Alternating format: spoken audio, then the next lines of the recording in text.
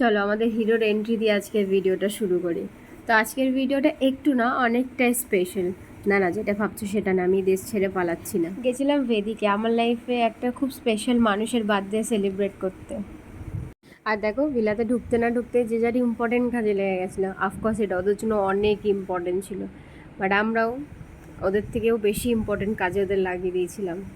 আর আমি যে ঢুকে ওই প্রথম সুইমিং পুলটা দেখে নিয়েছিলাম, তারপর নিজেকে আটকে রাখাটা এতটা মুশকিল হয়ে গেছিলো না।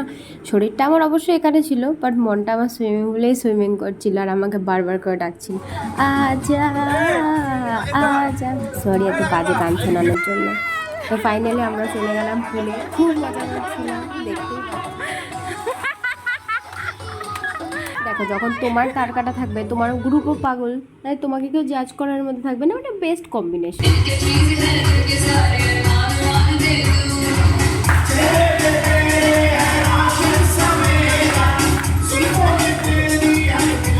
আর আমার কাছে না বার্থডে মানে অনেক স্পেশাল। সে নিজের বার্থডে হোক আর কোনো কাছের মানুষের বার্থডে।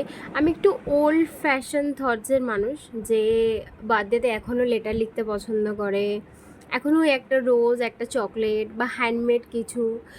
তো যাই হোক, তো সব ফাইনালি আমরা বার্থডে সেলিব্রেট করলাম। এটা ছিল 12টার সময় বার্থডে সেলিব্রেশন।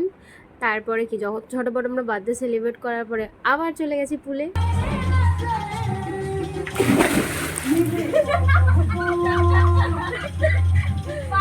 গাইস এই মেয়েটা সাঁতার পারে না, নাটক করছে। গালগালি দিল গাইস। থ্যাংক ইউ সবাইকে যারা এত দূর পর্যন্ত ভিডিওটা দেখেছো, আমার বক শুনেছো। তো চলো see on the next video, by.